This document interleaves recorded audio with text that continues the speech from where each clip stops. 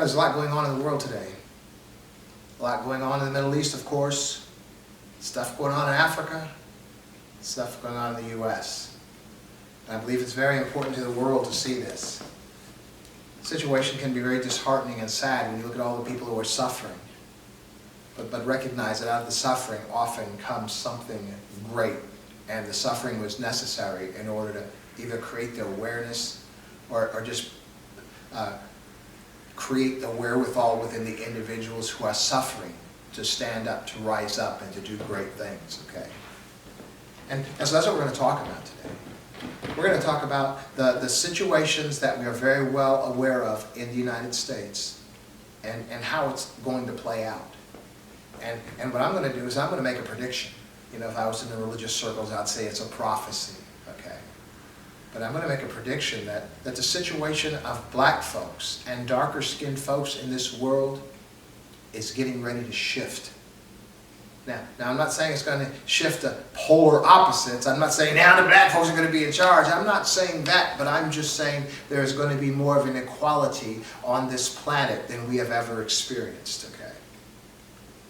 And so, because what I'm seeing is that folks are rising up in the important places on this planet.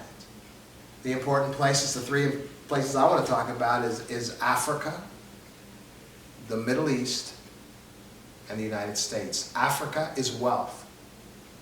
The Middle East is wealth. And the United States is power. Now I know there are other powerful nations on this planet. I like China. Powerful nations like China. But we are still a very powerful nation. And probably the most powerful, on this planet. I think the issue is that even challenges how powerful we are is that this is a new age of fighting, of warfare. And it's a lot easier. I know when I was studying for my MBA, I was taking some electives, like terrorism and domestic terrorism and homeland security type stuff, just because that stuff does interest me.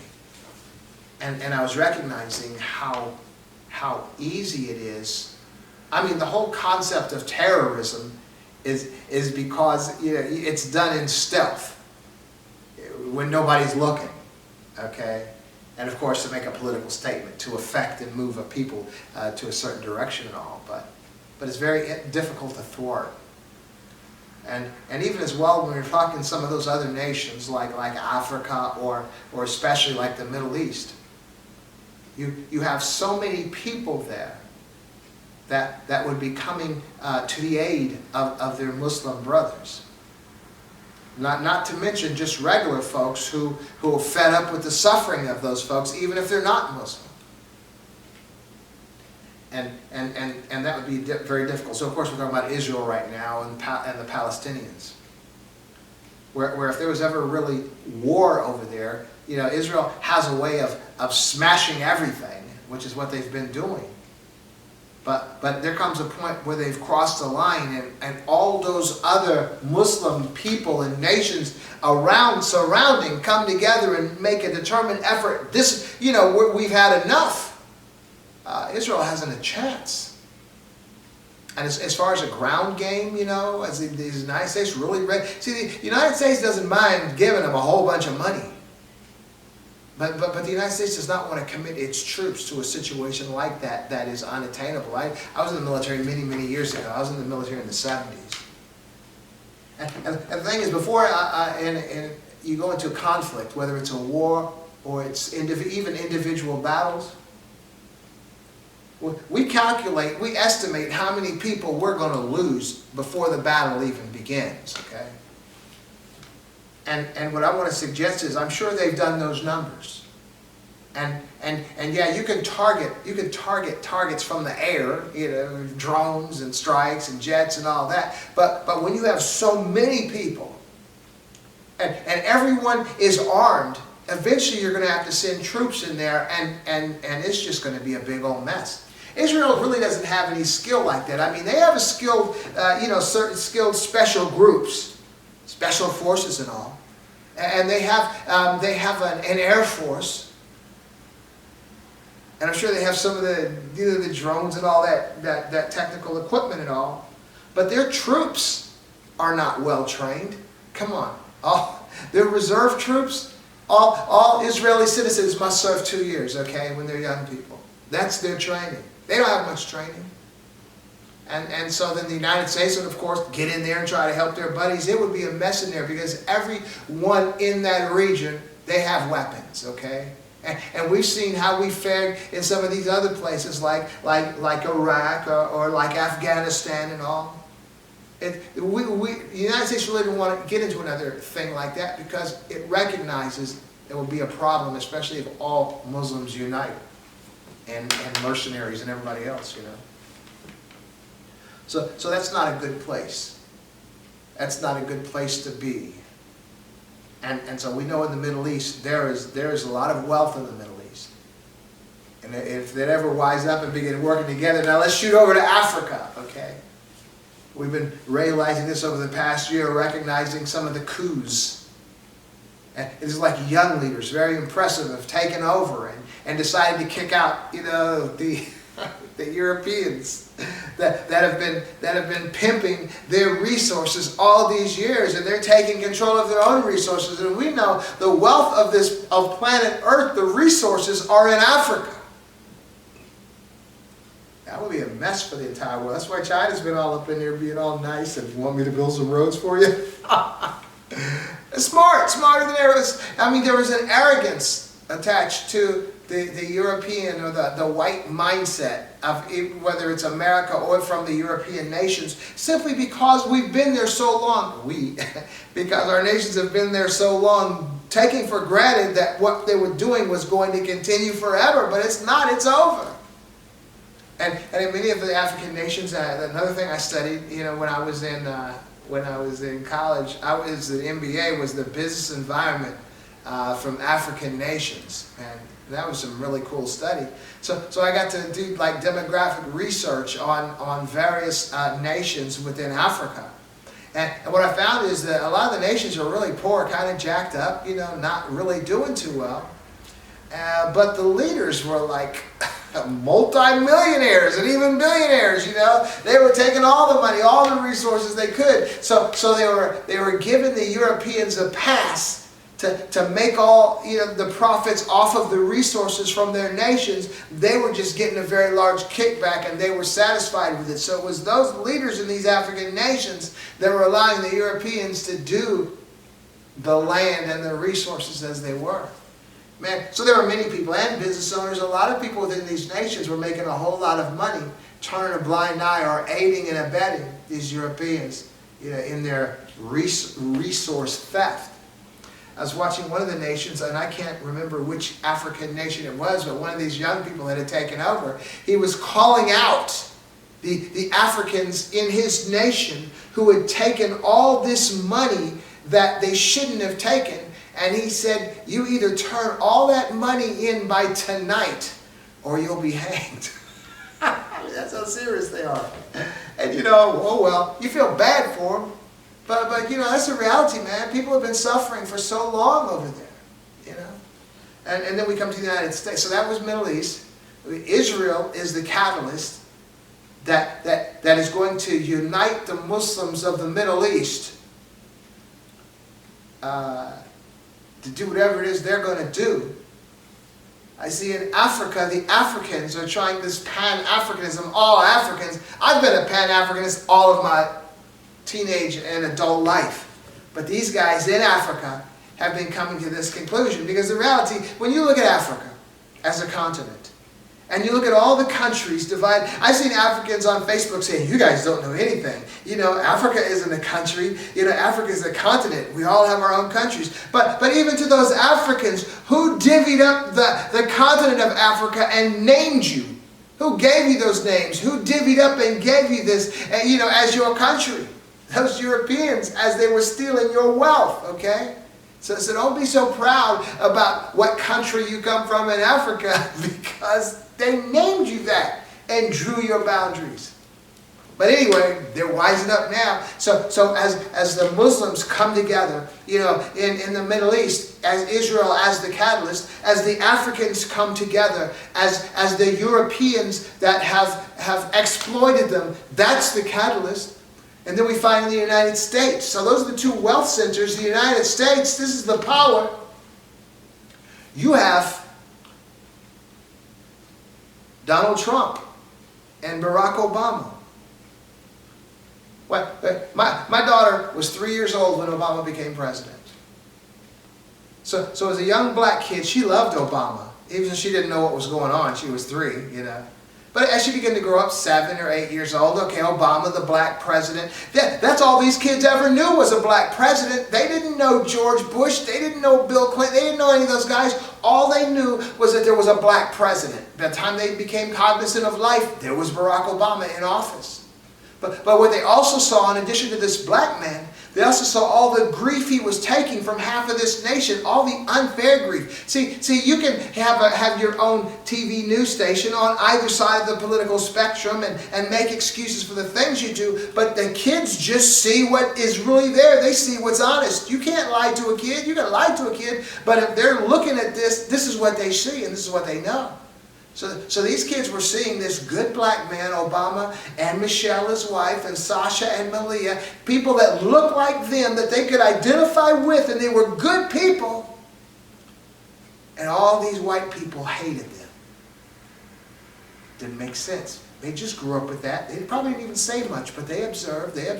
6, 7, 8, 9, 10 years old. 11 years old, Donald Trump came in office. And began recognizing the political right, how they were still ragging on Obama and on black people and, you know, waving those Confederate flags. That's the stuff they were doing when Obama was in office. Whole Confederacy, the whole, you know, protesting, hating black people, cops beating up black people. This is all these little black kids are seeing, all this stuff. So you know, we grew up seeing the police violence against black people. That's been going on for quite some time. But now these kids are getting ready to see that. Plus they're seeing how they're treating this black man as president. Plus, terribly, and all the stuff and all the organizations, the MAGA, the Tea Parties, all that stuff. And the skinheads, not the skinheads, but the white supremacists and all these Oath Keepers and Proud Boys and all this stuff. You know, Donald Trump in office. Still, the black kids are seeing this hate. My daughter and her friends were 11 when Trump came in office, and then now they're seeing the other side of the political spectrum with all these people that they still see are hating on black folks. Even though Trump wasn't running against anybody black. Somehow it all turned back around to Obama's third term. Even with Biden, was still a shot at black people when a black man was, and that's all you see. That's all they've seen. Now, to be quite honest with you, as black adults, this is nothing new for us. And nothing that we've seen, you know, that we didn't know was always there, and we experienced some of it. Come on, I was a teenager, I was a kid, I was a military man in the 70s. I've seen some stuff, okay? So nothing, I mean, I was raised in a white Pentecostal church where I was called the N-word on occasion. Praise Jesus, right? So nothing that these kids got to see that I didn't already know, but all they knew was a black president. And they saw the mess. Even from some of the students in the schools that they went to, man. I had my daughter in a private school in Dayton. Trying to give her the best education. She was hearing some of the N-word and that kind of stuff. Even from children of some of the administrators. Because these children were simply reflecting what they heard at home as well. So their parents were the folks that our kids were watching respond to Obama and then support this other guy and all this mess. Even to the point of climbing the Capitol walls. Now our kids are like 17 and 18 years old, so this is all they've seen. There's going to be a change. There was an influx, HBCU membership. I had my daughter in the best private school in this region. And she decided to go to an HBCU. Why? I didn't convince her. That was totally her idea. I was kind of against it because I didn't know anything about HBCUs. I went to Sinclair and Park University. My wife went to Miami University. My daughter was going to FAMU, and that's where she is right now, these kids. But see, in my generation, we recognize the terrain. And we knew how to navigate it. We knew the racial issues. We knew the people with racial issues. But we knew to be successful, how to be, what to say, how to get to where we needed to be. And we learned how to maneuver through that situation. You know, prior to us, it was Martin Luther King Jr. His was, you know, nonviolent. And as I was explaining to a brother, a young brother who really didn't know what Martin Luther King was all about, was he realized that he had to go into places being nonviolent just so the police would beat them up and those pictures would be shot all around the world. That was his strategy, okay? So from his time, that's what he needed to do. You had the Black Panthers of self-defense. You had all these other groups. They did what they needed to do in their time. I came on the heels of the Black Panther Party. I came up in the 70s. And so there was a boldness and there was a radical militantness in me where I'd never take anything from anyone. And I'm still that guy today, you know, because that was my time. Okay? And so but still learning how to navigate and manipulate through the system I'm in. I went through the military, I went through corporate America, you know, I went here and there, and I've been with the government for the past 29 years, knowing how to deal with these people and still coming out on top. Okay? But these young kids today, they're not trying to navigate through the system. Their first understanding of a U.S. president was a black man. So they don't have that desire to put up with or navigate through the stuff that I learned to navigate through. They're doing it their own way. This is a whole new group of educated young black people who are recognizing the power that they have within them. And I have to, you know, if I might take a little bit of credit, you know, because I did raise my kids, both of them, from the time they were becoming cognizant to when my daughter came home from the 2nd grade saying, you know, I don't think there are any more Native Americans in them. That's what I realized. First I went to some reservations, showed her on the internet, and then my daughter knew who Malcolm X was. My daughter knew who the Black Panthers were, Huey P. Newton, Angela Davis, by the time she was in the 3rd grade. So I raised her. I made sure she had a thick foundation of blackness because I had her in this private school, excellent education, but not too many black people. So I wasn't going to have her coming out of there just some dumb black kid that doesn't know who they are. No, man, I was teaching my child, you know, everything. Everything. The Alamo was a criminal institution. I mean, come on now. Vietnam, we were on the road. Look, I got 2 brothers and a dad in Vietnam, you know, but we know that we were on the wrong side in Vietnam. And this mess over here in Israel, come on now. Shoot, I am verbal and vocal about it. Many of you see me on Facebook, kind of stopped responding to my post, but that is my reality. And so we have a whole group of black kids in this nation that are not feeling beholden to white people for any kind of success. They're going to make their own way. We have a whole lot of brown people coming in over that border, working, having more babies. This situation in the United States, the most powerful nation in the world, is shifting. Because we have a lot of us in the military. We have a lot of us in every aspect of life, of the workforce in this nation, and we are growing. And the intellectual side of us, these black kids in this HBCUs, shoot, man, this nation is changing. The most powerful nation on this planet. Africa is changing. The wealth of the resources in that nation.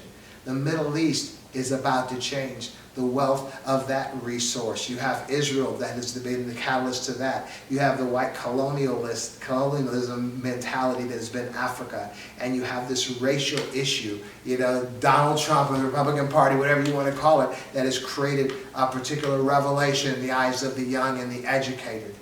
That we're not going to take it. You know, that whole thing for real. So it's all beginning to change.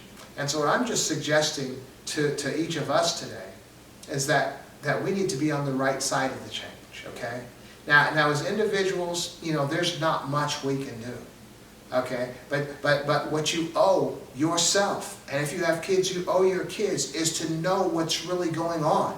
Don't come after the fact and recognize, you know, that this is terrible. that whatever this is, that you were on the wrong side, and that you were behind the wrong flag or behind the wrong cause. So even if it's within your nation, if your political party is embracing something or behind something that you see is obviously evil and not beneficial to humanity, to human beings, Don't embrace it simply because that's your political party. If your religion is going somewhere and proposing something or embracing something that you know isn't good for humanity or is evil, it just isn't right, don't embrace it. I'm not saying change your religion, but I'm saying don't embrace that which is evil, within your religion. So any part of your function in life should always be embracing that which is good. Because I'm a firm believer in what goes around comes around. Now growing up, I wasn't always like that. Man, I had a best friend. We used to hang out together, practice the martial art together, join the military together. And he would always say, Marty, man, you got to do good, and good will come back to you. And I ridiculed him. That's ridiculous. That doesn't even make sense. Logic is whatever's going to happen is going to happen. But it was funny that throughout our lives, he was always doing really well, and my situation was always tenuous. Okay? Until one day I realized, hey, man, he's right. What goes around does come around. Okay? And so I'm just suggesting we realize that. Because we can get kind of spoiled sometimes, especially in this nation. But believing that, we are a nation, we're a powerful nation, raised on Christian principles and all this stuff. Yet we ignore the genesis of this nation, how we genocided the Native Americans and enslaved Africans, but we still call it a Christian nation with Christian values. It's not. Never has been. But as individuals, we can have good morals. We can make good, honest, righteous decisions. I'm not using it in a religious term, but I'm just saying, just make good decisions, make good observations, and be supporting the right people. For real. Because I'm telling you, for each of us, our kids are watching. Our kids are watching, and they know, some of those, I guess this isn't funny. I can't even imagine it myself, but some of those January 6th rioters, that have already been sentenced to jail, They were busted by their children. Their children made the call to say, that was my dad or that was my mom participating in that. Your kids are watching. They know.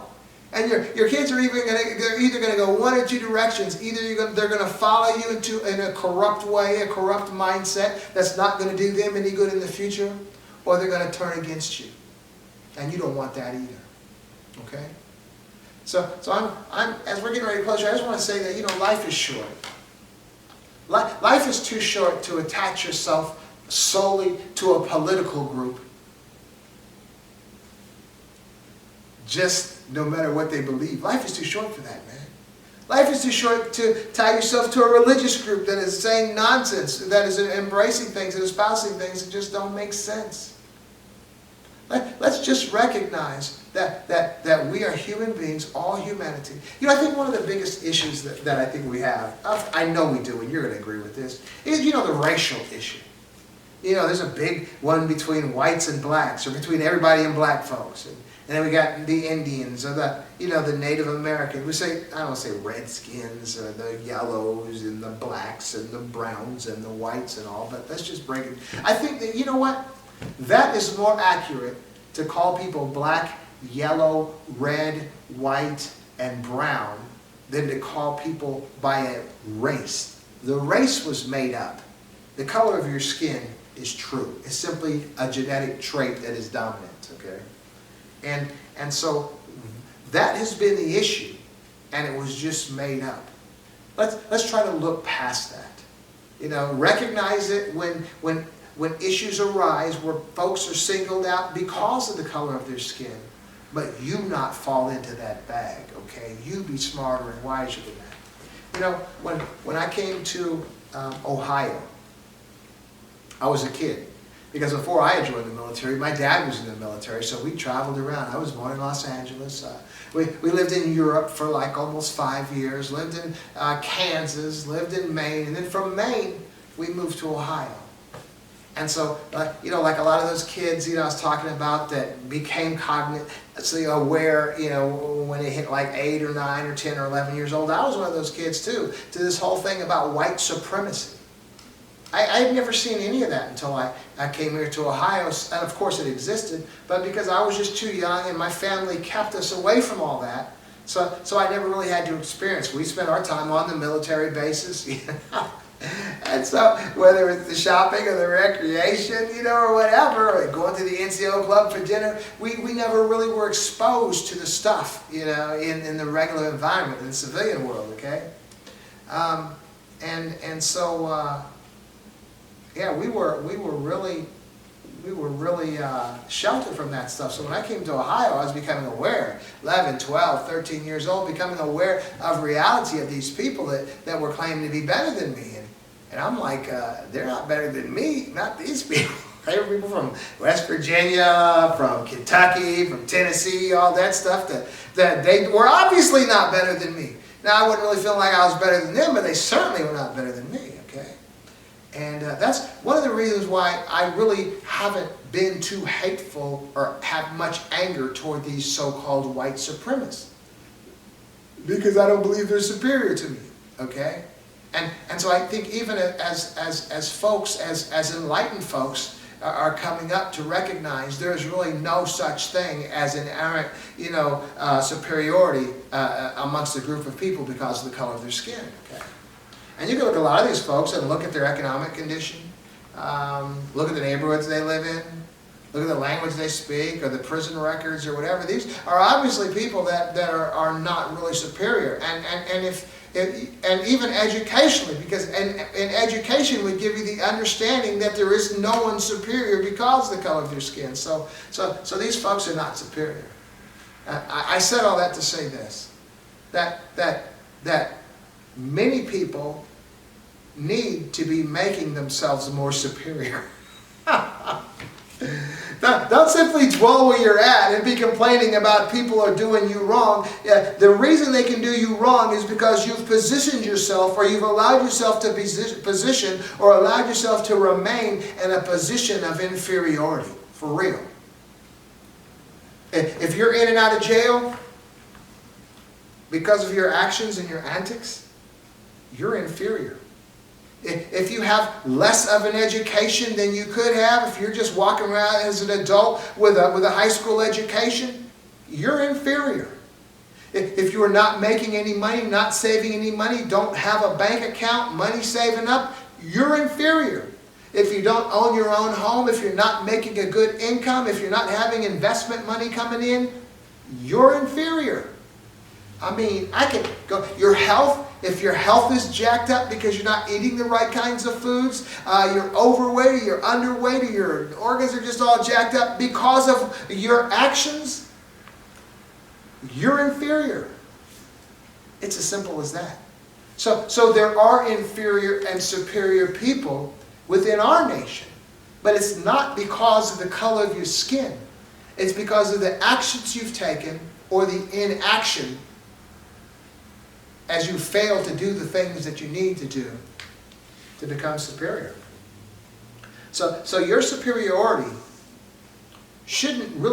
can't be measured against a society full of people with a certain color of skin, because that is not the metric. And what I'm suggesting to you is that you can take yourself from where you are in a position of inferiority and build yourself up to be superior to those people who have called themselves superior to you. But if you're not doing anything, many of them are superior to you. But from my perspective, most of them are simply just like you. So what do you do? So both of you, this guy that's saying he's superior to you and you have a high school education, and he does too, get yourself a degree. I did. Got myself an associate degree. Then I got myself a bachelor's degree. Then I got myself a MBA. All within a 10-year period, from the time I was 50 to the time I was 60. Okay? So then I calculate. You can go anywhere and look. How many people, just in the United States, possess an MBA? A fraction. So I've made myself superior to everyone who hasn't achieved what I've achieved. I'm in the top realm of education. I've made myself superior. Okay, health-wise, man. I've been doing cardio every day, just about every day for the past 13 years. I've been eating right for the past 11 years. I start off in the morning with 80 push-ups, a couple other exercises, a 40-minute cardio. My health is great. I'll be 65 in 3 weeks, in 2023. From a health perspective, I'm superior. to just about all people my age, I'm superior. The income, my wife and I are doing pretty good because we work hard and try to save and try to have investment property. Superior. Let's see. The education, not simply the fact that I have an MBA, what education does for an individual is it expands your worldview to begin to see things that you didn't see before. Every class, every association, every book that you read expands your worldview. Superior. Me, personally, I do audiobooks. I've done over 600 audiobooks over the past, 20 years almost. Superior. What else? I don't know. Sent both of my kids to college. Superior. I'm just saying,